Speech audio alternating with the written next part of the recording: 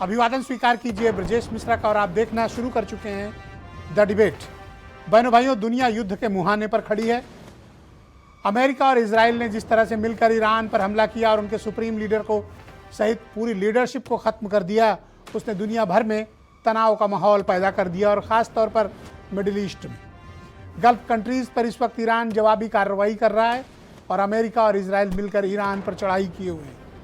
पूरी दुनिया भर में तनाव का माहौल है और तेल और गैस की कीमतें भी बढ़ गई हैं।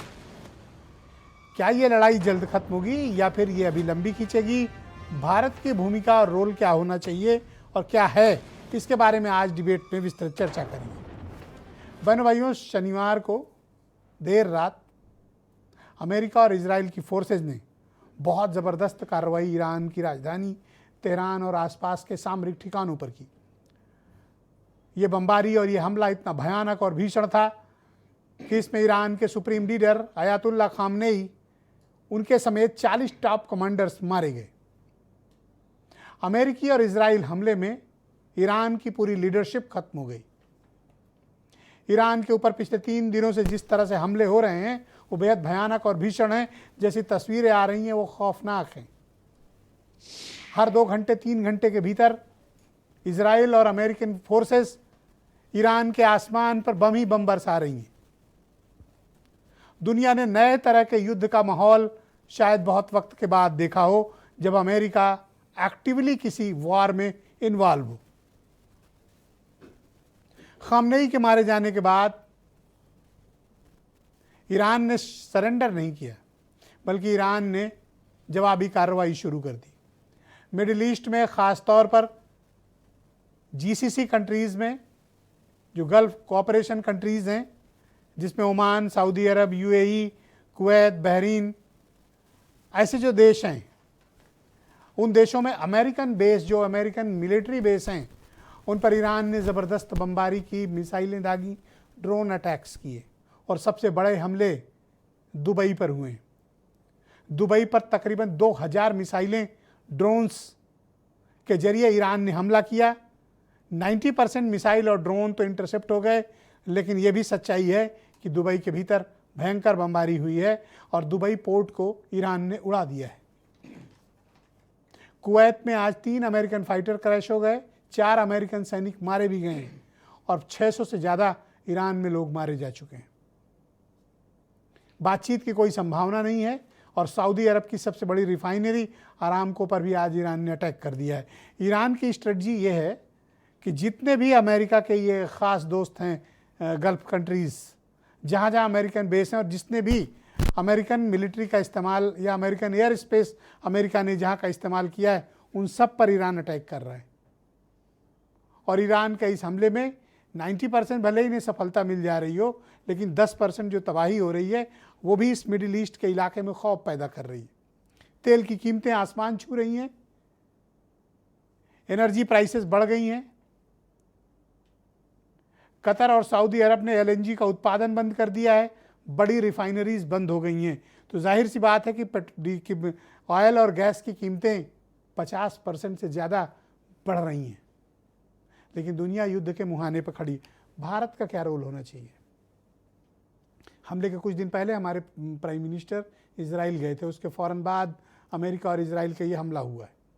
भारत ने फ़िलहाल खामनेई की मौत का कोई कंडेम नहीं किया है। भारत तटस्थ है, खामोश है।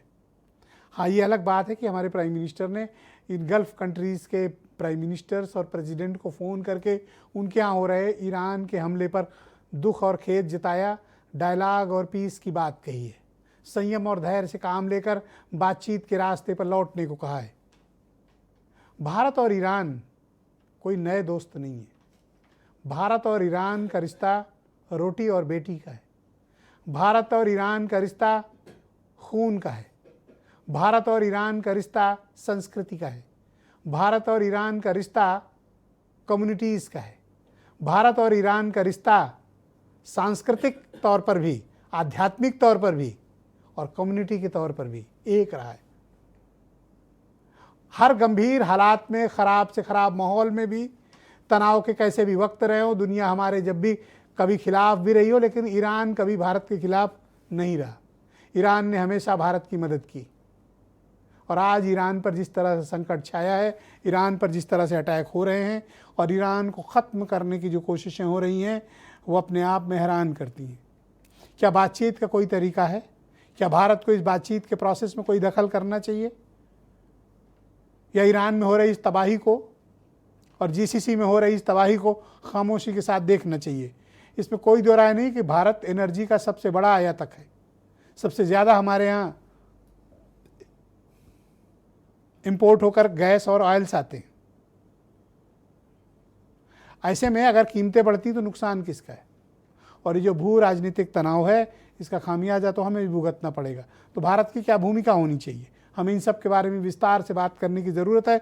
इस वक्त जब मैं आपके साथ डिबेट कर रहा हूँ, इस वक्त भयानक हमले ईरान की राजधानी तेहरान में चल रहे हैं और जवाबी कार्रवाई Dubai, Abu Dhabi, Oman, Riyadh, Kuwait और दोहा में हो रही है। आप कुछ स्टेटमेंट सुन लें, फिर आज की डिबेट। धोखे से मारा उनको, धोखे से हमला किया, 2 बार हो चुका है, फिर दोबारा हुआ है। अब की तो उनका पूरा खानदान तबाह हो गया।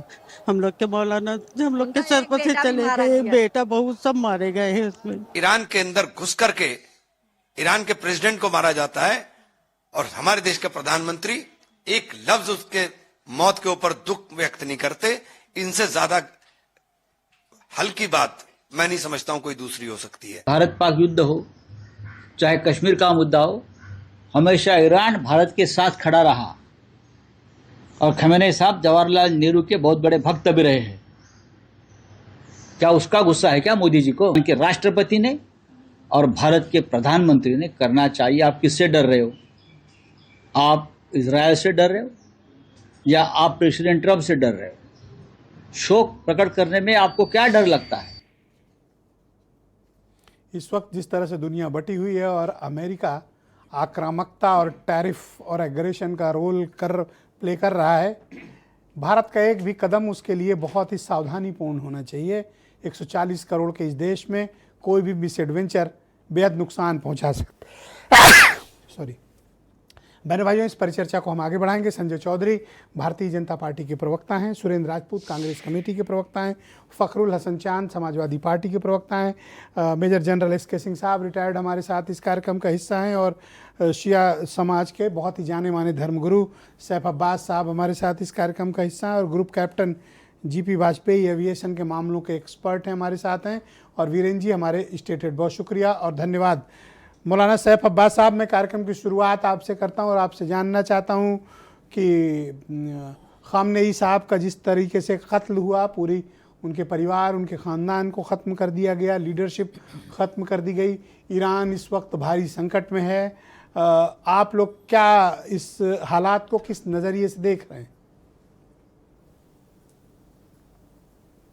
बिस्मिल्लाहिर्रहमानिर्रहीम।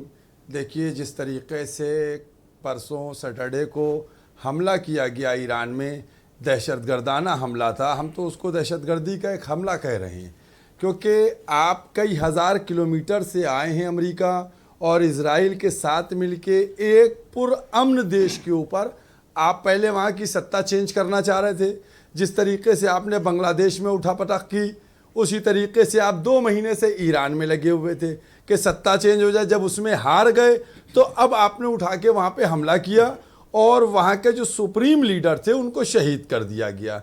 मैं ये समझता हूँ कि अमेरिका और इजराइल का जो चेहरा है, जिसमें दहशतगर्दी है, आतंकवाद है, वो खुल के दुनिया के सामने आ गया है।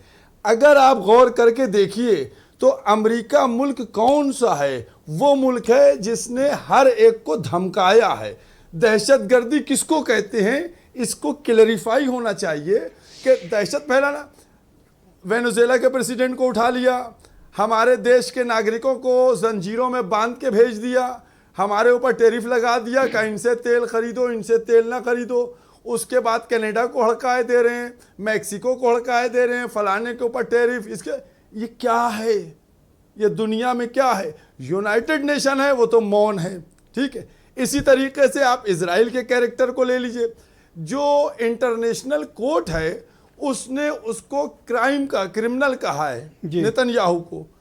आप दोनों, ये दोनों जिसको कहिए दोनों आतंकवाद फैला रहे हैं पूरे मुल्क में, और अमेरिका सिर्फ ये चाह रहा है अपनी इकोनॉमी अच्छी करने के लिए कि किसी तरीके से जंग हो। आज आप देखिए सारे अरब देशों पे ईरान उनके बेस थे, जब ईरान ने पलट के जवाब दिया, अब जितने अरब देश हैं ये सब ईरान के आगे खड़े होंगे, हमको असलाह दे दो, असलाह खरीदने के लिए। उससे अमेरिका की जीडीपी ऊपर चली जाएगी। उसको अपने असलाह बेचना था, मजलूमों की अच्छा, मैं आपसे जानना चाहता हूं, आप लोग तो बहुत ही डीपली आग में झोंक दिया, ईरानी लोगों से कनेक्ट रहते हैं, बताइए कि वहां पर ताजा सूरत हाल क्या है? अगर आप किसी से भी बात कीजिए, जंग हो रही है, देखिए जंग में नुकसान भी होता है और जाने भी जाती हैं, लेकिन सबसे खूबसूरत बात ईरान में यह है कि कोई डर नहीं है, डर नहीं है। जैसे मैं आज किसी चैनल के ऊपर, नेशनल चैनल पे देख रहा था, उसमें पेंटागन की तरफ से ये आ रहा था कि वो 3 दिन में हाँपने लगे हैं।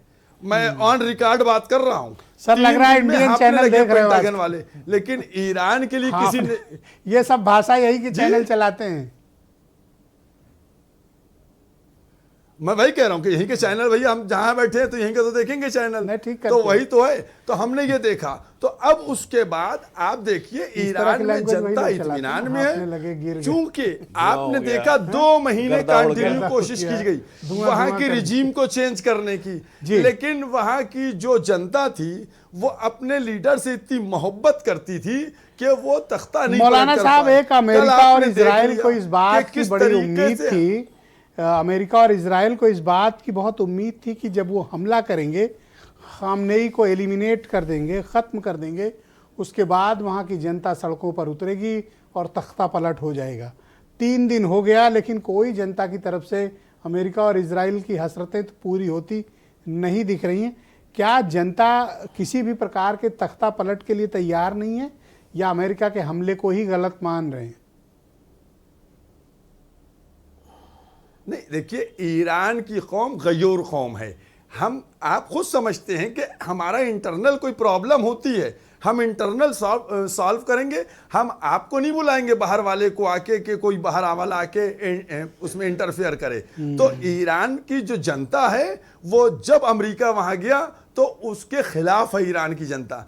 अभी ये 3 दिन की आप जंग कह रहे, अभी 30 दिन भी अगर ये लड़ेंगे तब भी जनता तख्ता पलट नहीं करेगी। और आप देख लीजिए कि जो ईरान ने कहा था कि हम किस भयानक अंदाज से जवाब देंगे, उसी तरीके से वो जवाब दे रहा है। अच्छा, एक सवाल और है आपसे, फिर मैं आगे बढ़ूंगा। अटैक होगा, भारत की हुकूमत ने जो रुख अख्तियार किया वो उचित है, या फिर आप ज्यादा की अपेक्षा कर रहे थे, एक्सपेक्टेशन ज्यादा थी? हमने तो ये एक बात आपसे कहने जा रहा हूं, और ये बीजेपी के प्रवक्ता आपके यहाँ चैनल पे बैठे हुए हैं, मेरी बात बड़े गौर से सुने और विद प्रूफ कर रहे हैं। हमारे मुल्क के प्रधानमंत्री जिन्होंने माय फ्रेंड कितनी दफा कहा, उस फ्रेंड ने धोखा दिया या नहीं दिया? सीधी सी बात है, धोखा दिया। उस जो माय फ्रेंड कह रहा है उसके देश की जनता को जंजीरों में जकड़ के भेज दिया, उसके डिप्लोमेटिक बात न करें, आप मेरे बात का जवाब दें कि भारत की हुकूमत का जो रुख है वो ठीक है या नहीं। आप बात को गोलमोल ना करें मौलाना, आप पॉलिटिकल आदमी नहीं हैं। मैं जवाब दे रहा हूं, मैं बिल्कुल जवाब दे रहा हूं। देखिए मैं बिल्कुल प्रूफ के साथ जवाब दे रहा हूं। तो आज इंडिया ने जिस तरीके से अमेरिका के साथ और इजराइल का सपोर्ट करते हुए ईरान का जो मसला है उसमें जो इजराइल ने और अमेरिका ने हमला किया, निंदा नहीं की, ये हमारे लिए सबके लिए बहुत ही अफसोसनाक है और इससे हम लोगों का दिल दुखा है। चूंकि खामनाई साहब से खुद हमारे प्राइम मिनिस्टर मिल भी चुके हैं, उन्होंने देखा भी है, एक दोस्त धोखा दे चुका है, अब दूसरा दोस्त कब धोखा देगा इसको आप लोग खुद देख लीजिएगा। एक दोस्त का धोखा आप दुखी हैं का मतलब कि आम मुसलमान दुखी है या सिर्फ शिया दुखी हैं? नहीं, मुसलमान देखिए, खामनाई साहब के मसले में आप देख लीजिए, आप तो चैनल चला रहे हैं, कितने ट्वीट है, शिया के भी हैं, सुन्नी के भी हैं और हिंदू के भी हैं, ईसाई के, सबके चैनल के। मैं आपके चैनल पे एक बात और कह रहा हूं जो अभी तक आपने नहीं सुना सुन्नी होगा। मुल्क आसपास है, कोई भी ईरान के साथ डिप्लोमेसी नहीं से है। हमारे देश सब की एक पार्टी, सुनिए तो, शियाओं के इस देश के खिलाफ है। सुनिए तो एक बात, अभी आप बताइए जीसीसी में कौन है, अरेबियन कंट्रीज तो एक कौन बात है, आपसे कह रहा हूं, पाकिस्तान में हमारे कौन है? देश की राजनीतिक कुछ पार्टियों ने भी, पूरी बात नहीं सुन रहे हैं आप, हमारे देश की कुछ राजनीतिक पार्टियों ने भी बड़ा डिप्लोमेसी के साथ कंडम किया है। ना ईरान का नाम लिखा और ना खामनाई साहब का नाम लिखा, वो इंसाफ है। तो मैं इनके लिए खिलाफ हूं। मैं ये नहीं फकत बीजेपी की बात कर रहा हूं, मैं उस पार्टी की भी बात कर रहा हूं जिसने नाम नहीं लिखा है खामनाई साहब को ईरान का। क्यों डर रहे हैं आप? हैं आप मुसलमानों के मौलाना डरे तो आप लग रहे करते हैं, हैं और उसके बाद नाम आपको लिखने मैंने के लिए बीसों परेशान है। फोरम में देखा है जहां नहीं, मैं बीजेपी डरा के नहीं लग रहा हूं इससे मौलाना बीसों अगर- फोरम में आपको देखा है जहां आप बीजेपी के लिए वोट मांगते हुए दिखे हैं। राजनाथ सिंह के लिए आप वोट मांग रहे थे, आज आप दुखी अपने को दिखा रहे हैं।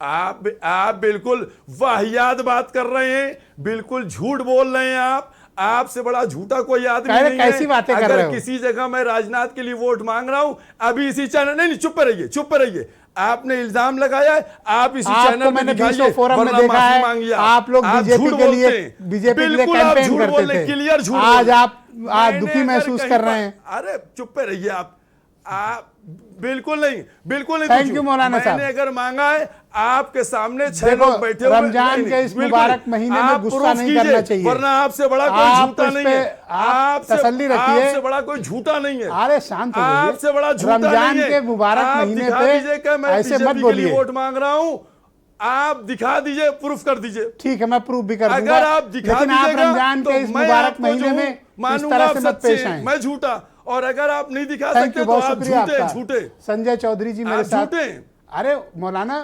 रमजान का महीना है, क्यों अपनी जुबान खराब कर रहे हो?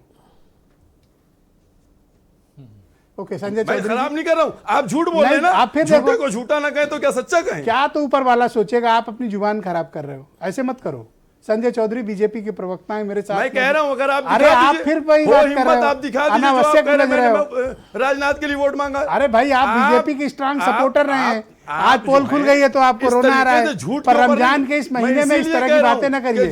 संजय चौधरी जी को लाया जाए। हो गया, थैंक यू सर। आप मुझे मीडिया जिस बताइए तरीके से कि भारत सरकार का क्या रुख है ईरान पे? खामनेई का जो कत्ल किया गया, उनकी पूरी फैमिली को खत्म किया गया, कुछ नहीं आ तो रहा। आपका क्या रुख है?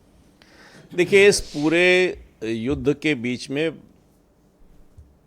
भारत का रुख यही है कि शांति होनी चाहिए, वार्ता होनी चाहिए और कोई ना कोई वार्ता का रास्ता निकलना चाहिए। इसीलिए प्रधानमंत्री जी ने दोनों पक्षों के बड़े नेताओं के साथ फ़ोन पर बातचीत की है और इस प्रकार का तनाव कैसे कम हो, इसके लिए लगातार संवाद की बात हो रही है। दोनों पक्षों में किस पे? इजराइल के साथ भी बातचीत हुई है और ये जो दूसरे पक्ष हैं जिसमें बहरीन भी शामिल है, जिसमें टर्की भी शामिल है, यहाँ के पहला राउंड है, आप समझ लोगों के साथ भी बातचीत हो रही है। और जो पक्ष वो वाला, ईरान वाला नहीं, ईरान के साथ भी जिस प्रकार के संबंध रहे हैं, वहाँ के पुनर्निर्माण में भारत की भूमिका रही है। भारत चाहता है कि उसके भी जो हित हैं वो सुरक्षित रहें। निश्चित रूप से इस प्रकार के हमले विश्व की राजनीति को प्रभावित करते हैं, लेकिन सारी राजनीति के बीच में भारत का, भारतीयों के आर्थिक हितों का संरक्षण ये कि भारत के जैसे देश के लिए बहुत महत्वपूर्ण है। और इसीलिए इस बदली हुई भू परिस्थिति के बीच में भारत को कोई नुकसान ना हो, भारत को कोई क्षति ना हो, भारत कैसे इस बदलते हुए विश्व की तनावपूर्ण राजनीति के बीच में अपने अपने नागरिकों के हितों को संरक्षण कर पाएगा, इसी के लिए संवाद की बात हो रही है। जो ऑल टाइम टेस्टेड फ्रेंड था, हमारी हर मुसीबत का हिस्सा था, उनके सुप्रीम लीडर को मार दिया गया, हमने शोक भी प्रकट नहीं किया। देखिए, अभी कुछ दिनों पहले ही ईरान के राष्ट्रपति की मृत्यु हुई थी और हमने 10 दिन का शोक किया था। कोई भी राष्ट्र किसी भी राष्ट्राध्यक्ष की मौत के ऊपर ही इस प्रकार का शोक व्यक्त करता है। वे वहाँ के सर्वोच्च धार्मिक नेता हो सकते हैं, लेकिन राष्ट्राध्यक्ष नहीं थे। तो मुझे लगता है कि इस अंतर को निश्चित रूप से समझा जाना चाहिए। वे धार्मिक नेता हो सकते हैं लेकिन राष्ट्राध्यक्ष नहीं थे। जो राष्ट्राध्यक्ष थे, हमने देखा है कि पहले जब उनकी मृत्यु हुई थी तो सरकार ने उन्हें पूरा सम्मान दिया था। जो भी राजनीति की मर्यादाएं हैं, संवैधानिक देशों के बीच में तो संबंध क्या है, ईरान में जो कुछ हो रहा है हमसे कोई वास्ता नहीं? नहीं, निश्चित रूप से हमारे आसपास अगर कोई ऐसी तनावपूर्ण स्थिति होती है तो उसमें सबसे पहली प्राथमिकता यही है कि उसमें देश का हित देखा जाए और देश का हित सुरक्षित रहा जाए। इसके लिए काम होना चाहिए, संवाद होना चाहिए, सारे लोगों के बीच में किस प्रकार से सामंजस्य हो सकता है वो होना चाहिए। और तो इसी के मौलाना लिए सैफ अब्बास को आप साफ साफ बता दीजिए कि न तो आप निंदा करेंगे न शोक करेंगे, ताकि ये जो गलत फहमी में बैठे हैं इनको सही तस्वीर पेश कर दीजिए।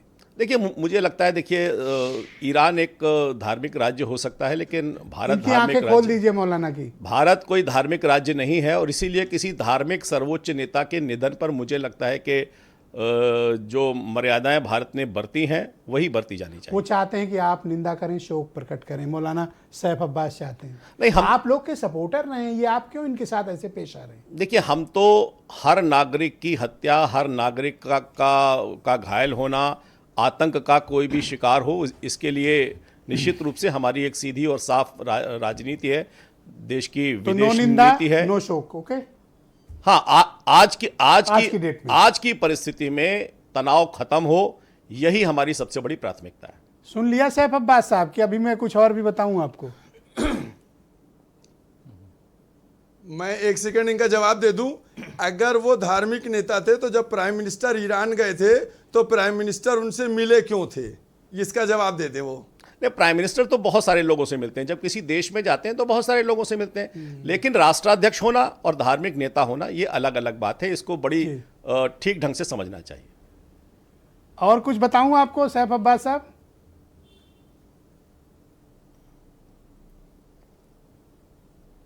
आवाज चली गई, क्या हुआ सर? अब बोल नहीं पा रहे हैं जी नहीं, मैं क्या नहीं, मैंने तो जो मुझे कहना था मैंने कह दिया यही कि तो धोखा अमेरिका से खाया था, इजराइल से भी धोखा खाएंगे, खत्म हो गई बात। मैंने तो कह दिया। चाह बहार का पूरा जो इनका सिस्टम बना इंडिया का, इतना बड़ा हमारा एग्रीमेंट है हिंदुस्तान का, अरे वो खत्म हो गया उसके बाद हम agreement। इस तरीके की बात कर रहे हैं। एग्रीमेंट खत्म ये हो सब गया, चीजें आपको पता सोचने नहीं वाली। है। बहुत शुक्रिया, मैं सुरेंद्र राजपूत जी को आमंत्रित करता हूं। सुरेंद्र जी, नहीं, मुझे पता है वो क्यों खत्म हुआ, उसकी वजह हमने कितना पैसा इन्वेस्ट किया है ये भी तो बता दे। हम अरे ठीक है सर, अब हर मामले में क्या तो कहना। बोलिए सुरेंद्र जी, भारत का क्या रुख होना चाहिए? नरेंद्र मोदी जी के शासनकाल में पिछले 10 सालों में ब्रजेश भाई, भारत की विदेश नीति और खुफिया तंत्र दोनों बर्बाद हो गए, एकदम बर्बाद हो गए। आधिकारिक रूप से कह रहा हूं, अगर बर्बाद न हुए होते तो नरेंद्र मोदी जी हमले से 2 दिन पहले इजराइल नहीं जाते। आज की डेट में क्या उनको पता था कि? वो तो पता नहीं होता। यही तो मैं कह रहा हूं कि हमारी विदेश नीति और हमारी खुफिया नीति दोनों ही बर्बाद हो गई। यही तो मैं आपसे कह रहा हूं कि मोदी जी के शासनकाल में इस हद की स्थिति हो गई कि हमारी रॉ, हमारी बाकी सारी एजेंसियां, इन लोगों ने इतना पॉलिटिसाइज कर दिया कि आज की डेट में हमारी पूरी विदेश नीति भी बर्बाद और हमारी सुरक्षा नीति भी, आंतरिक सुरक्षा नीति बर्बाद। हमारे प्राइम मिनिस्टर को नहीं पता कि इजराइल 2 दिन बाद अटैक करेगा। हमारे प्राइम मिनिस्टर वहां की किन्सेट में जाकर के एक ऐसा फिलिप कोटलर टाइप का अवार्ड ले रहे हैं, न भूतो न भविष्य तो वाला अवार्ड ले रहे हैं, न उससे पहले किसी को दिया गया, न उनके बाद किसी को दिया गया। अब वो गले में अवार्ड ले रहे थे या पट्टा ले रहे थे, ये तो बात की बात है, हम नहीं कहना चाहते, लेकिन जिस तरीके की विदेश नीति और हमारी सुरक्षा नीति है उस पर बड़े प्रश्न चिन्ह है, नंबर 1। नंबर 2, मोदी जी पर, उसके बाद आए मोदी जी वापस, इतना भयानक युद्ध हुआ, युद्ध के बाद चल रहा है आज की डेट में मोदी जी की ईरान पर चुप्पी, खामनेई साहब की शहादत पर चुप्पी, ये अपने आप में बड़े प्रश्न खड़ी कर रही है कि आज की डेट में जितने एप्स्टीन फाइल के गुनहगार हैं, ब्रजेश भाई ध्यान से देखिएगा इस बात को, जितने एप्स्टीन फाइल के गुनहगार हैं वो तो या तो युद्ध लड़ रहे हैं और या वो चुप है, और उसके खिलाफ युद्ध लड़ रहे हैं जिसका एप्स्टीन फाइल में नाम नहीं है। आपके सामने है परिस्थितियां। आप इन परिस्थितियों को देखिए कि आज की डेट में भारत की ऐसी विदेश नीति कभी नहीं हुई पिछले 70 सालों में कि भारत किसी वर्ड के मामले पर चुप रहा हो।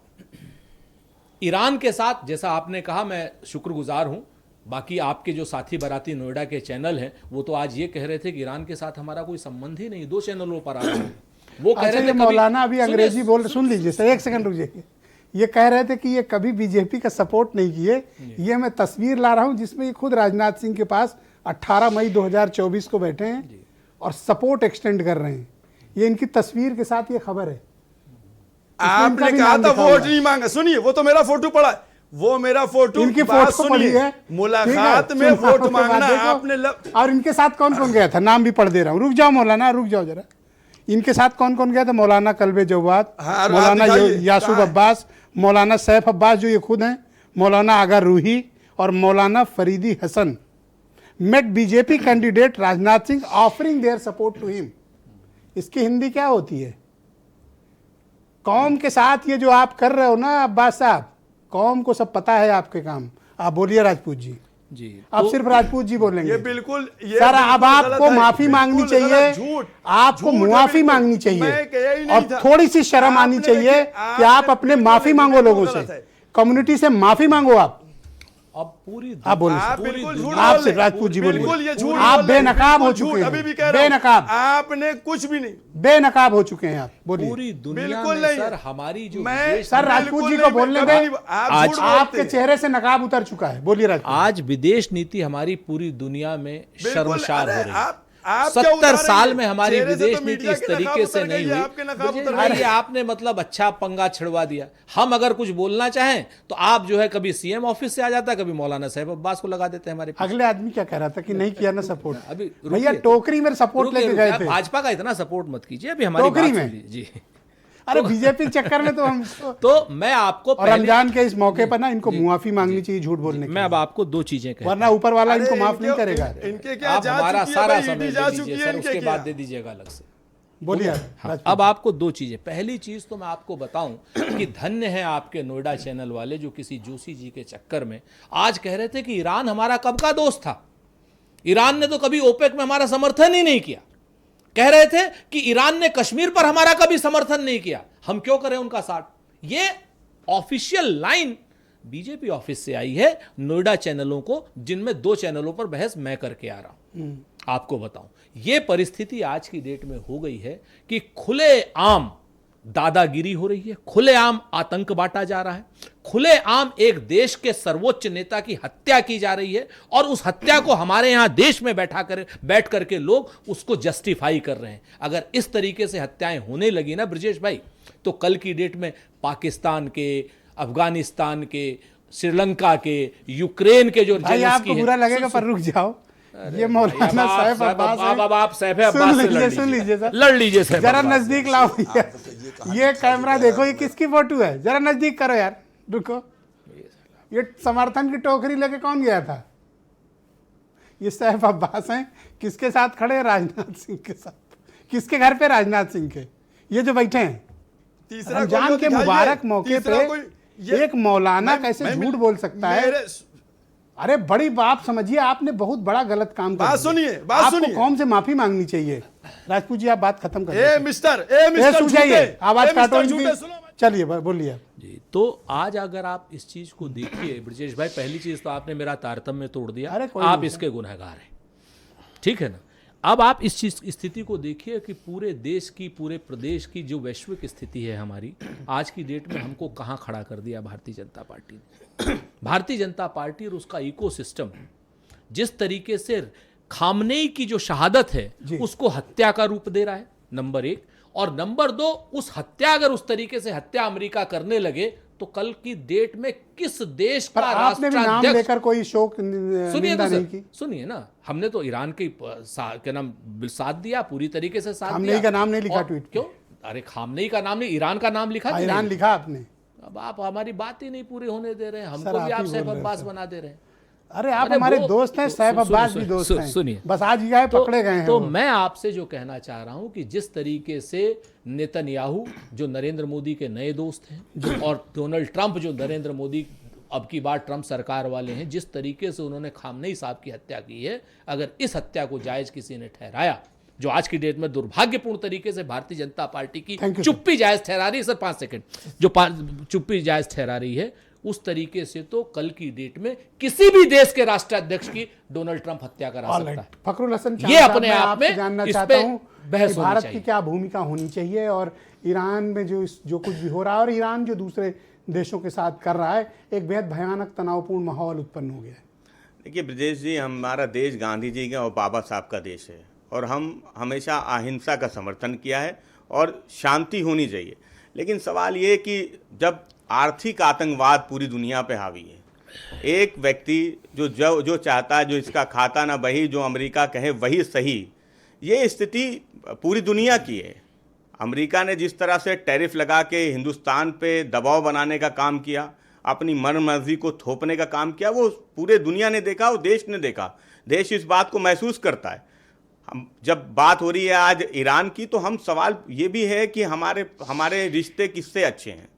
हम अगर अपने पुराने दोस्त के पर साथ मैंने आपकी पार्टी का एक भी कोई संदेश नहीं देखा जहां आपने शोक प्रकट किया हो या खामनेई के कत्ल को या खामनेई के मारे जाने पर कोई निंदा की हो। नहीं, आदरणीय अखिलेश यादव जी ने इस बारे में पोस्ट भी की थी, क्योंकि ये भी इस बात को भी कहा कि जब कहीं पे युद्ध हो रहा होता है तो बहुत सी खबरें आती हैं जो सही भी होती हैं, गलत भी होती हैं। अच्छा, मतलब तो अभी भी आपको वेट है? नहीं, इंतजार सरकार के पक्ष का जरूर है, उनके रुख का जरूर है कि सरकार क्या रुख करती, सरकार मतलब आप सरकार से पूछ के बोलते हैं?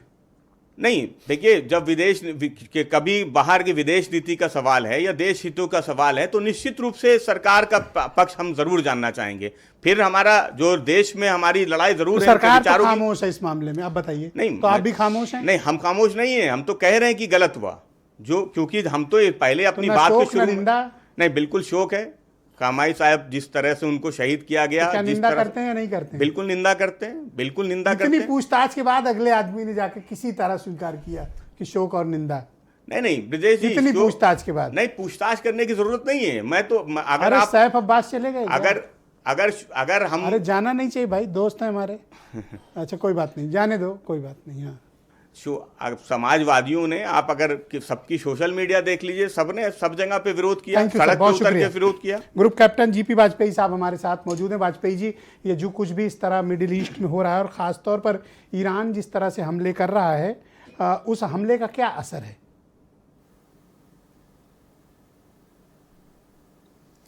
मिश्रा जी, सर्वप्रथम आपको, हमारे सम्मानित पैनलिस्ट को और आपके लाखों दर्शकों को मेरा सादर नमस्कार। ये जो वर्तमान में पिछले शनिवार की सुबह इजराइल और अमेरिका ने सम्मिलित रूप से ईरान पर आक्रमण किया, इसके 4 उद्देश्य थे। सबसे पहले अमेरिका और इजराइल ये चाहते थे कि ईरान की कट्टरपंथी मुस्लिम रिजीम को चेंज किया जाए और वहाँ पे एक मॉडरेट सरकार लाई जाए जो उनके कुछ उद्देश्यों को, उनके हितों को ध्यान रख सके। दूसरा इनका उद्देश्य ये था कि ईरान जो यूरेनियम का इनरिचमेंट कर रहा था, वो बहुत क्लोज परमाणु बम बनाने के पास आ रहा था, वो अमेरिका और इजराइल कभी भी नहीं चाहते थे। तीसरा, अमेरिका और इजराइल का ईरान से ये एक्सपेक्टेशन था कि ये 3 H को अपनी मदद देना बंद करें। ये 3 H थे हमास, हूती और हिजबुल्लाह। और चौथा इनका एक एक्सपेक्टेशन था कि ईरान जो अपनी इंटरकॉन्टिनेंटल बैलिस्टिक मिसाइल पर रिसर्च और एडवांसमेंट कर रहा है, उसको थोड़ा रोके और वो बहुत लंबी दूरी की मिसाइल का ना तो जमावड़ा इकट्ठा करे, ना उस पर आगे बढ़े। इस उद्देश्य के साथ इनका पहला उद्देश्य आयतुल्लाह खुमैनी साहब का तो इन्होंने अटैक करके उनका परिवार और टॉप लीडरशिप को ख़त्म कर दिया। लेकिन जो इनका ये एक्सपेक्टेशन था कि टॉप लीडरशिप को ख़त्म होने से वहाँ की जनता ऑटोमेटिकली विद्रोह करेगी, वो और नहीं हुआ। एग्जैक्टली, मैं भी वही कहना चाहता हूँ। उद्देश्य पे वो ये तो नहीं हुआ, हो सके। वहाँ पब्लिक सड़क पे नहीं आई। हाँ, और वहाँ की, और आज की लेटेस्ट प्रेस रिलीफ में मिश्रा जी, इजराइल के प्रधानमंत्री नेतान्याहू और अमेरिकी राष्ट्रपति ने थोड़ी देर पहले की प्रेस रिलीज में उन्होंने प्रेस रिलीज अपने देशवासियों की जगह ईरान के नागरिकों को एड्रेस करते हुए की कह रहे क्या भाई? है और उनका आह्वान किया है कि ये जीवन में आपका एक सुनहरा अवसर है, अपने घरों से बाहर आइए और सत्ता परिवर्तन कर लीजिए। ये कदापि उचित नहीं है। जी, बहुत शुक्रिया आपका कैप्टन साहब, कृपया हमारे साथ बने रहिएगा। मैं इस डिबेट को थोड़ा आगे बढ़ाना चाहता हूं। मैं सेकंड राउंड में आपकी बाकी ओपिनियन को सम्मिलित करूंगा। मैं मेजर जनरल एस.के. सिंह साहब को आमंत्रित करता हूं। सर, जिस तरह से ईरान ने गल्फ कंट्रीज़ पर अटैक किया, ख़ास तौर पर अबू धाबी, दुबई और दोहा, कुवैत के ऊपर, इसकी क्या वजह थी? क्या ईरान की इनके साथ क्या दुश्मनी थी? सिर्फ यही कि अमेरिकन बेस है यहाँ पे, या कोई और भी वजह है? देखिए, जहाँ तक ईरान का हमला जो इन्होंने किया है, 11 बल्कि देश हैं ऐसे जो इस्लामिक कंट्रीज़ हैं जहाँ पर सुन्नी का दबदबा है। इनफैक्ट जितने भी गल्फ़ कंट्रीज़ अगर आप देखें, इन सब में जो है सुन्नी की ही सरकारें हैं, सुन्नी के ही इस्लामिक लोग बसते हैं वहाँ पर, और ईरान जो है वो शिया एक देश हो जाता है। यही इन्हीं देशों में अमेरिका की बेसेस भी हैं, कहीं पर कम है, कहीं पर थोड़ी ज़्यादा बड़ी बेसेस भी हैं। तो पहला हमला एक्चुअली इन्होंने अमेरिका की बेसिस पे किया है, और उसके साथ साथ लगे हाथ जो इनकी पुरानी जो दुश्मनी है उसको भी निकाला गया। ख़ास तौर पर सऊदी अरेबिया है, यहाँ पर दुबई में इन लोगों के ऊपर हमला किया गया है। हालांकि ये जो सिविल टारगेट्स जो इन्होंने लिए हैं वो बहुत खंडनीय है, ये चीज़ नहीं होनी चाहिए थी। इनकी दुश्मनी अमेरिका और इजराइल से है, तो इजराइल के ऊपर जो उन्होंने जेरूसलम में भी अटैक किया है और अमेरिका बेस है, वो बिल्कुल जायज़ है और वो होनी भी चाहिए। तो ये सिविलियन को जो अटैक किया है ये बिल्कुल गलत है, और इससे क्या हुआ है कि ईरान जो है इस्लामिक नेशन से जो और दूर हो गया है। जो इस्लामिक नेशन जितने थे, एक तरीके से एक मिनी नेटो इस्लामिक कंट्रीज़ कहने लगे थे, तो उसमें ईरान का काफ़ी बहुत बड़ा रोल था।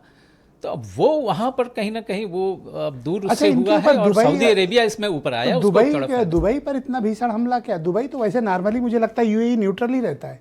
अमेरिकन बेस, हाँ, अमेरिकन बेसेस हैं, लेकिन दुबई के पास नहीं है, लेकिन उस पर भी हमला किया है। तो ये सबको डिस्टर्ब कर दो, ऐसा है क्या? हम तो डूब ही रहे हैं, तुम्हें भी ले डूबेंगे।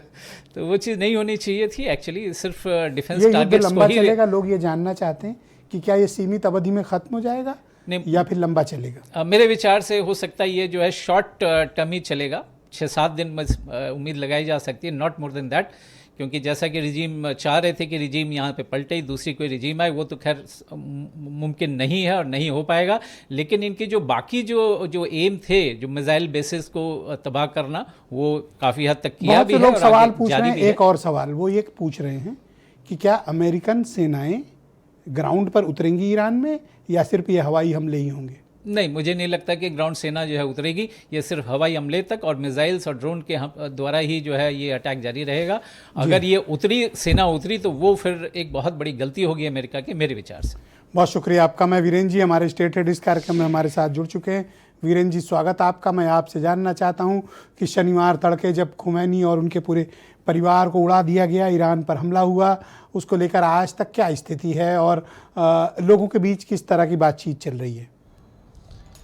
देखिए, सबसे पहली बात तो ये आती है कि युद्ध दुनिया में ना तो कभी शांति ला सकता है और ना वो कभी विकास ला सकता है। युद्ध से हमेशा विनाश हुआ, निर्दोष लोग मारे गए, इंसान, जमीन, इमारत, शहर, ये सब नष्ट होते हैं और इसकी कीमत कई सालों तक पीढ़ियां चुकाती हैं। ईरान की जो लड़ाई है और अमेरिका के बीच, इस लड़ाई में पहले ये अंदाज़ा था, अमेरिका ने दावा किया था कि 4 दिन में ये लड़ाई ख़त्म हो जाएगी, लेकिन ऐसा लगता है कि अब ये लड़ाई 4 हफ्ते में भी ख़त्म नहीं होगी। अयतुल्लाह खामनेई के मारे जाने के बाद से जिस तरह से भारत में प्रदर्शन हुए, लोगों ने दुख प्रकट किया, एक धर्मगुरु के प्रति लोगों के मन में जो सम्मान और भावना थी उसको उस नज़रिए से देखा जाना चाहिए। लेकिन जब ईरान ने मुस्लिम कंट्रीज़ पर, ख़ास तौर से सऊदी अरब में, गल्फ़ में, कतर में, अबू धाबी में, दुबई में हमले करने शुरू कर दिए हैं, तो आप ये कह सकते हैं कि ये इस्लामिक स्टेट के बीच एक तरह से वार बढ़ती जा रही है। और इजराइल और अमेरिका साथ आए थे और ये सोचा था कि ईरान में हम रिजीम चेंज करके वहाँ की जनता अगर सड़कों पर आएगी तो फिर खामनेई को हटाकर हम नई रिजीम को वहाँ पर मौका देंगे। लेकिन अभी तक उस तरह का जनता में कुछ जगहों पर तो लोगों ने खामनेई की मौत पर कहा जाए स्वागत किया है, लेकिन अभी पूरा देश उनके साथ खड़ा हुआ है। तो उसका अभी इंतजार, आप ये कह सकते हैं कि खामनेई को मार कर भी ट्रंप का मकसद अभी अधूरा है, वो मकसद पूरा नहीं हो पाया। वो मकसद था रिजीम को चेंज करना, वो मकसद था कि परमाणु बम बनाने से रोकना। जी। और अभी जिस तरह से ईरान ने पलटवार किया है, आप ये कह सकते हैं कि इसमें देशों की संख्या बढ़ रही है। एक तीसरे विश्व युद्ध के लिए एक तस्वीर आगे बढ़ सकती है। हालांकि ये थोड़ी जल्दबाजी है, लेकिन ये जंग 1 महीने चलेगी तो ये जंग ईरान को तो तबाही ज़्यादा देगी, इसमें कोई शक नहीं है। क्योंकि अभी सबसे पहले अटैक में तो बच्चे ही मारे गए थे, सिविलियन मारे जा रहे हैं, निर्दोष लोग मारे जा रहे हैं जी। तो पूरा ईरान धुआं धुआं हो जाएगा। और कहते हैं कि सत्ता में बैठे हुए लोगों की अहम की संतुष्टि कब होगी इसका कोई पता नहीं। Brajesh ji, Dubai, Sharjah, Qatar, Kuwait, Bahrain, Abu Dhabi जो पर्यटन के प्रमुख केंद्र हैं, व्यवसाय के प्रमुख केंद्र हैं, वहां पर मिसाइलें गिराई जा रही हैं, शहर पर हमले हो रहे हैं, इमारतें ढह रही हैं, धुआं उठ रहा है जी। तो बहुत साफ है कि अब बरसों तक इनको फिर से पुनर्निर्माण में समय लगेगा। ये शहर ना चाहते हुए भी युद्ध की जद में आ गए हैं। जी वीरेंद्र जी, कंक्लूड करें। आप ये कह दीजिए कि ये युद्ध कई देशों की सीमाओं के पार चला गया है जी। ये किसी एक देश के कंट्रोल में नहीं है। ये लड़ाई खतरनाक है, दूतावासों को निशाना बनाया जा रहा है, सैन्य ठिकानों को निशाना बनाया जा रहा है, मिसाइल और ड्रोन से हमले हो रहे हैं, खाड़ी में अस्थिरता पैदा हो गई है। बस एकमात्र बात आप ये जान सकते हैं, खामनेई 35 साल तक शासन किए, कई वहां पर राष्ट्रीय स्तर के विद्रोह हुए, उन्हें कुचला, उन्हें दबाया। उन सब चीजों पर अंतर्राष्ट्रीय स्तर पर भारत में उतना विरोध नहीं हो पाया कभी। खामनेई को एक भगवान के तौर पर, एक मुस्लिम समाज के देवता के तौर पर, पैगंबर के तौर पर लोगों ने माना जी। जबकि वो एक राजनेता भी रहे। महिलाओं की आज़ादी को लेकर खामनेई ने बहुत सारे प्रतिबंध लगाए ईरान में, उसको भी लोगों ने इग्नोर किया। तो हर देश की अपनी कुछ कमियां हैं, कुछ खासियत है जी। अब इस देश में मुसलमानों को क्या अच्छा लगता है वो जानते होंगे बेहतर, लेकिन 1979 के बाद, 1979 के बाद जो ईरान था वो ईरान अब नहीं है। वो ईरान कट्टर इस्लामिक देश है, वो सैन्य शक्ति वाला भी देश है, वो खामनेई का देश है। फिलहाल हमारे यहाँ जंग पर बहुत सारी बातें लिखी गई हैं, मैं आपको उनको सुनाऊंगा कि कहते हैं कि अपने वतन के लिए जीना और मरना कोई बुराई नहीं है। और अलग अलग शायरों ने अलग अलग तरीके से इस पर लिखा है कि दिल से निकलेगी न मर कर भी वतन की उल्फत, मेरी मिट्टी से भी खुशबुए वफा आएगी। और एक शायर ने लिखा है कि सरफरोशी की तमन्ना अब हमारे दिल में है, और देखना है जोर कितना बाजुए कातिल में है। और साहिर लुधियानवी अंत में लिखते हैं कि हम अमन चाहते हैं मगर जुल्म के खिलाफ, अगर जंग लाजमी है तो फिर जंग ही सही। जंग ही सही। बहुत शुक्रिया वीरेंद्र जी, आपका बहुत बहुत धन्यवाद हमारे साथ ग्राउंड जीरो से अपनी रिपोर्ट, फीडबैक और ऑब्जर्वेशन हम तक पहुंचाने के लिए। बहनों भाइयों, दूसरा चरण है। भारतीय जनता पार्टी के प्रवक्ता संजय चौधरी मेरे साथ मौजूद है। संजय जी, भारत का सांस्कृतिक हो, कूटनीतिक हो, सामरिक हो और कल्चरल भी हो, हमारे टाई है ईरान के साथ, जो मैंने डिबेट के पहले भी कहा था, रोटी बेटी का रिश्ता है, खून का रिश्ता है, कल्चरल रिलेशन है, स्पिरिचुअल रिलेशन है। उसके बावजूद हम ईरान पर हुए इस हमले को इग्नोर कर रहे हैं। नहीं, इग्नोर नहीं कर रहे हैं। भारत चाहता है कि इसका युद्ध हो गया है, युद्ध शुरू हो गया है, तो युद्ध का कोई ना कोई समाधान निकले, और समाधान के लिए जरूरी है संवाद हो, चर्चा हो। बिना आपस में संवाद के कोई भी रास्ता नहीं निकल सकता है। जो भी देश इसमें शामिल हैं वहाँ पर किस प्रकार से संवाद की स्थिति बने, लेकिन इस सारे युद्ध के बीच में भारत का, भारतीयों का, भारतीय जनता का कोई भी हित प्रभावित ना हो, इसका ध्यान रखते हुए निश्चित रूप से भारत की सरकार सकारात्मक प्रयास कर रही। हम पर किसी का दबाव तो नहीं है। विदेश नीति एक ऐसी है जो उसमें बयानबाजी नहीं हो सकती। विदेश नीति के स्टेप्स ऐसे हैं जो जब तक सफल ना हो जाए तब तक वो सार्वजनिक नहीं किए जा सकते। ये बहुत संवेदनशील मामला है, और मुझे लगता है कि इसीलिए पूरी गंभीरता के साथ, पूरी तटस्थता के साथ किस प्रकार से विश्व शांति के लिए जो भी आवश्यक कदम है, जहाँ जहाँ भारत की स्थिति है जो इसको ठीक कर सकती है, शांति स्थापित कर सकती है, समाधान का मार्ग हो सकता है, उसके लिए भारत की सरकार लगी हुई है, लगातार संवाद कर रही है। और जैसे ही युद्ध हुआ, हमारी जो कैबिनेट ऑन सिक्योरिटी काउंसिल है उसकी मीटिंग हुई, सारे हितों को देखते हुए किस प्रकार से इसका हल निकले, इसके लिए भारत की सरकार गंभीरता से काम कर रही है। मैं सुरेंद्र राजपूत जी को आमंत्रित करता हूं। सुरेंद्र जी, विदेश नीति की एक बात जो इन्होंने कही, संजय चौधरी जी ने, कि ये बयानबाजी का कोई प्लेटफॉर्म नहीं है, हमको अपने देश के हितों का, 140 करोड़ लोगों के इंटरेस्ट को भी प्रोटेक्ट करना पड़ेगा। बिल्कुल सही कहा। ये तो बात अपने आप, वही तो हम भी कह रहे हैं कि विदेश नीति को बर्बाद मत कीजिए, रक्षा नीति को बर्बाद मत कीजिए। आज की डेट में 140 करोड़ लोगों की एनर्जी के हित की भी आपको चिंता करनी है।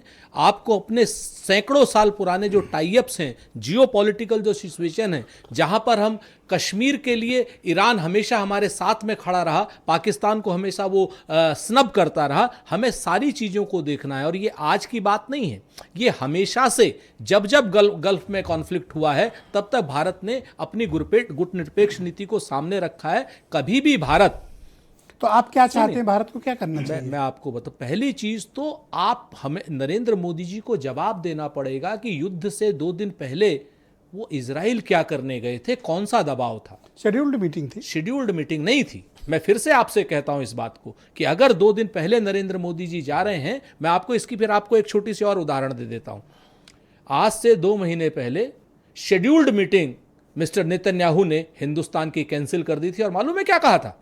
कहा था कि सुरक्षा की दृष्टि से उचित नहीं है, मैं भारत में सुरक्षित नहीं हूं। यह बाकायदा वहां का सरकार का ऑफिशियल स्टैंड था। क्यों? क्योंकि वहां यहां पर कुछ ऐसी घटनाएं हो रही थी, यूएस ट्रेड डील्स की बात चल रही थी, बाकी चीजों की, वो उसमें पंगे में नहीं पड़ना चाहते थे। आज की डेट में अगर वहां पर युद्ध की तैयारी हो रही थी और 2 दिन पहले, तो एप्स्टीन का तो वो वाक्य एकदम सामने आ रहा है कि डोनाल्ड ट्रंप को अगर खुश करना है तो जाकर के इजराइल में डांस करो।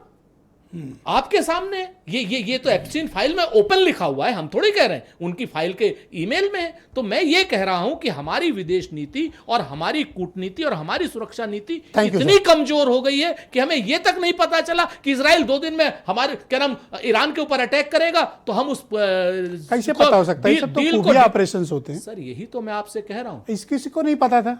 क्या बात, ईरान को पता था क्या? किसी को नहीं ईरान को पता था, तभी तो उसने अपने तो सारे नहीं मारे नहीं जाते, पता होता क्या?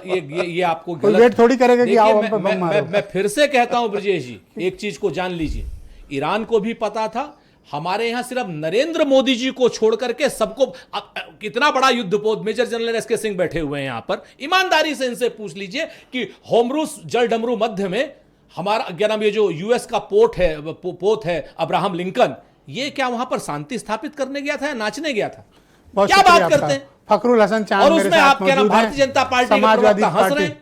मैं समाजवादी पार्टी के प्रवक्ता हैं फखरुल हसन साहब, बताइए तो भारत को क्या रुख अख्तियार करना चाहिए? क्या हमको अपने देश के नागरिकों का और अपने देश के इंटरेस्ट को प्रोटेक्ट करना चाहिए, या फिर इस आग में हमको भी अपने मसले पर अपने कुछ कठोर बयान देने चाहिए? देखिए, आप क्या चाहते हैं? देखिए, बेशक कोर्ट तो लाइन लगा कर लेते हो उनसे, लेकिन उनके मसले पे बोल नहीं रहे हो। नहीं, देखिए, मसला किसका है ब्रजेश भाई? मसला किसका? मसला तो हमारे देश का है। नहीं, तो मसला तो हमारे देश का है। हम तो देश के हित की बात करेंगे कि देश के हित सुरक्षित रहने चाहिए, लेकिन हमें इस बात को भी देखना चाहिए कि कौन हमारा मित्र है। क्या हमारा मित्र बांग्लादेश अब है? पाकिस्तान है, नेपाल है, चीन है। नहीं, हम क्या अपने दोस्त को अमेरिका में और इजराइल में ढूंढने जा रहे हैं? क्या वो हमारे मित्र हैं? इसको तो आप भी स्वीकार चाहते कर हैं लेते हैं। अमेरिका झगड़ा मोल ले लें? नहीं, हम तो झगड़ा मोल हम कहाँ ले पाए? हम तो हम हमारे पे जितना टैरिफ लगाना था लगा दिया, हम कहाँ झगड़ा कर पाए? तो झगड़ा करना भी नहीं है, क्योंकि हमारे हित हैं। हमें देखना चाहिए कि हमारे देश के हित कहाँ से जुड़े हैं। लेकिन कहीं अगर गलत हो रहा है तो हमें गलत को गलत कहना चाहिए, क्योंकि हम जो ईरान था वो हमारा पुराना मित्र था। समय समय पे ईरान ने भारत का साथ देने का आपने काम तो खुद किया ही है। पहले चरण की डिबेट में ही कहा कि भाई जब सरकार का रुख साफ होगा तो हम अपना रुख नहीं, बताएंगे। तो ब्रजेश भाई सरकार यही का तो कहा था नहीं, ना? बात मैं कह रहा हूँ। नहीं जनरल तो साहब यही बोले थे ना? नहीं, मैं नहीं बोला तो था। सरकार रुख कहा था अपना कि नहीं क्लियर कहा कर था? दे। मैं तो साफ कह रहा हूँ, अगर देश देखिए ब्रजेश जी, सरकार ने हम कह दिया कि 140 करोड़ लोगों के इंटरेस्ट को प्रोटेक्ट करें। नहीं, अब कह दिया, आप बताओ। नहीं तो मैं भी उसी बात को कह रहा हूँ या कि तो देश सैफ के- अब्बास के रास्ते पे चलो, नहीं, देश के हित चोरी चोरी मिलेंगे भी। नहीं नहीं, देश के हित पहले हैं, उसके बाद हम हिंदू हैं, मुसलमान बहुत हैं, शुक्रिया सिख, आपका। ईसाई। मैं former group captain GP Vajpayee ji को आमंत्रित करता हूं। वाजपेयी जी, आप मुझे बताइए व्हाट नेक्स्ट, अब आगे क्या होगा? क्या ये युद्ध लंबा खींचेगा? अमेरिका के भी 4 सैनिक मारे जा चुके हैं, उनका भी काफ़ी नुकसान हुआ है। अमेरिका अगर बीच में इस मसले से हाथ हटाता है बिना रिजीम चेंज के, तो उसकी बदनामी अफगानिस्तान से ज़्यादा हो जाएगी। अब तक 7 मारे गए हैं सर।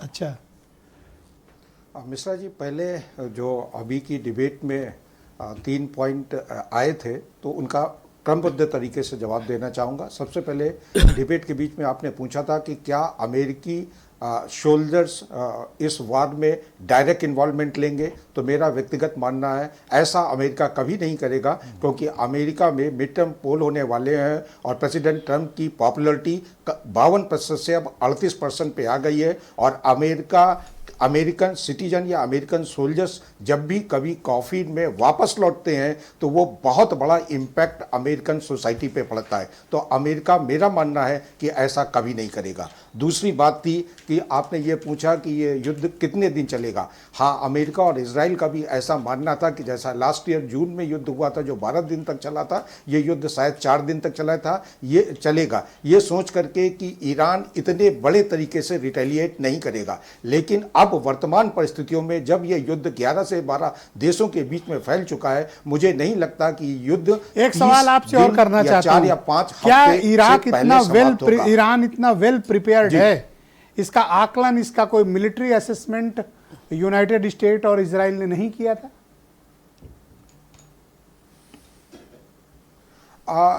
ईरान बहुत वेल प्रिपेयर्ड है और इसका आकलन और इसकी जानकारी इजराइल और अमेरिका को भी दी थी कि जो इनके अंडरग्राउंड मिसाइल के स्टॉक्स हैं जो ओपन में नहीं है, इसका अंदाजा अमेरिका को था। लेकिन इनका ये एक्सपेक्टेशन था कि जैसे पिछली बार जून 25 में इन्होंने अटैक किया था, ईरान एक सांकेतिक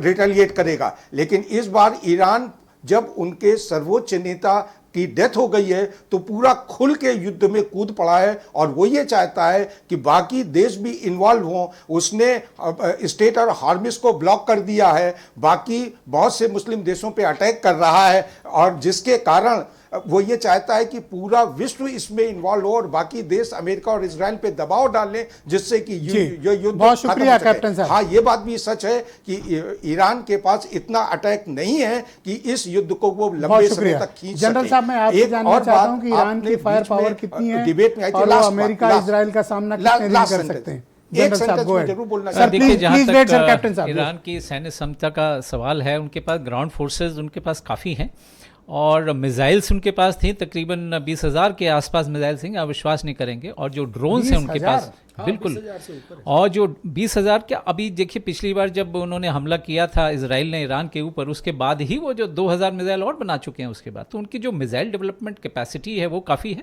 हालांकि रेंज उतनी नहीं है कि वो अमेरिका पे डायरेक्ट हमला कर सके। हम तो जीसीसी वालों को तो ठीक कर देंगे। Dubai, Abu Dhabi. नहीं इनको तो 100% खैर करेंगे, वो तो इजराइल चाहता है तक कि है ये वॉर जो थोड़ा सा एस्केलेट हो, ये भी नेशन जो है सब ये भी कूद थोड़े पड़े इसमें। कूद पड़े इसमें, लेकिन वैसा होएगा नहीं, मुझे नहीं लगता है। होना होता तो अभी तक हो गया होता। मेन एम जो 4 एम जो वाजपेयी जी ने भी बतलाए, उनमें से जो मेन एम ये है कि न्यूक्लियर कैपेबिलिटी जो है ईरान के पास नहीं होनी चाहिए। रजीम चेंज हो ना हो उससे कोई फर्क नहीं पड़ता अमेरिका को, मेन एम ये है कि न्यूक्लियर कैपेबिलिटी उनके पास नहीं होनी चाहिए, जिसका सबसे ज़्यादा खतरा है इजराइल और तो अमेरिका। जब तक ये उतरेंगे नहीं या बात नहीं होगी, ईरान सरेंडर नहीं करेगा, इनरिच्ड यूरेनियम IAEA को वापस नहीं करेगा, तब तक कैसे संभव है? जब तक ग्राउंड पे आर्मी नहीं उतरेगी, आप ग्राउंड फिजिकली पे तो पोजीशन देखिए, नहीं अगर लेंगे। ग्राउंड पे सैनिक उतारने होंगे तो उसमें फिर कैजुअलिटीज काफ़ी होंगी, जो कि ये संभव नहीं है। तो आप क्या लगता है सिर्फ हवाई हमला करके आपको सिर्फ ये हवाई विजिट हमला और ड्रोन और इन्हीं सब चीज़ों से जो है हमला जारी रहेगा, उनकी मिसाइल बेसिस पे सारे तबाह किए जाएंगे, और जो रिफाइनिंग कैपेसिटी है यूरेनियम एनरिचमेंट करने की, उसको जो है बर्बाद तालिबान किया टाइप में जाएगा। अफगानिस्तान की आओ मारो, हमारे पास खोने क्या है? एक बार कम से कम एनरिचमेंट नहीं कर पाएगा। देखिए, बंदूक आपके पास है, बंदूक हमारे पास भी है, नहीं तो कितना वही रिटेलिएट होगा। कर पाएगा ईरान, ये जाना भी पड़ेगा जाने सर। दीजिए। अमेरिका तभी तो डर रहा है। बूट्स उतारने पड़ेंगे ग्राउंड पे सर। मुझे नहीं लगता कि ऐसा होगा। तो फिर सर अगर जनता नहीं चाहेगी तो रिजीम बदलेगा कैसे? रिजिम I बदला don't कोई think एम, उनका मेन एम वो नहीं है। मेन एम मेरे विचार से यही है कि भाई न्यूक्लियर कैपेबिलिटी इनकी नहीं होनी। बहुत शुक्रिया आपका, मैं जिससे आप सबका बहुत डरते हैं। आभार प्रकट करता हूँ। मौलाना सैफ अब्बास का भी, जो झूठ बोलते पकड़े गए, उनका भी बहुत शुक्रिया, हमारे साथ इस कार्यक्रम का हिस्सा रहे। और बहनों भाइयों, आप सबका भी बहुत धन्यवाद। एक छोटा सा ब्रेक के उस पार आपको प्रियव्रत दीक्षित ईरान पे हमले और ईरान के पलटवार की वैसे वीडियो दिखाएंगे जो आपको हैरान कर देंगे। एक छोटे से ब्रेक के बाद।